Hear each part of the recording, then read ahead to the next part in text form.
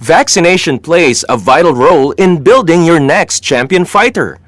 Samahan natin si Doc Mike as we unfold the secrets of good vaccination and how to prevent the infectious Gumburo virus.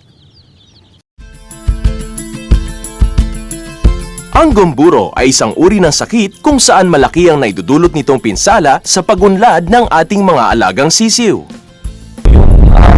Gumburo na sakit po, yung po yung infectious bursal disease. So, isa pong viral na disease po na common po nakita sa mga sisiw. Pag yung mga sisiw po tatamaan ng gumburo, so nanghihina po sila, so bagsak po yung katawan nila.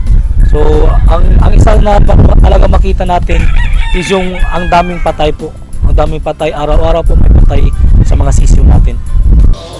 Because of the growing threat of the Gumburo virus, may programs na sinusunod para gabayan ang mga nagmamanok sa kung ano ang tamang paraan ng pag-administer ng vaccines sa mga alagang sisiw.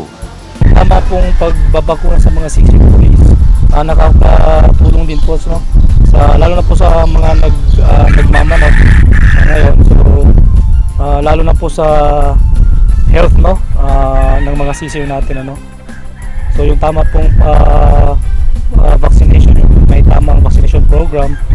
So maganda po yung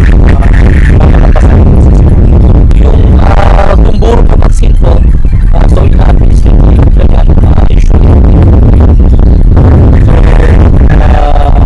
protection yung mga sisiw against the infectious bursal disease. Yung vaccine po binibigay po through intranasal or sa bungang. It is really important that we comply to the right application of the vaccine. Dito makikita ang pagproteksyon ng bakuna sa ating mga alaga. Kapag hindi na ibigay ng tama ang Gumburo vaccine, maaari pa ring ma-infect ang ating mga alaga. Na ibigay po ng tama yung gumburo, so mapoproteksyon po natin yung mga sisiw natin against infectious bursal disease na very po kasi around 80% po yung mortality niya at tinamaan po yung mga sisiw natin.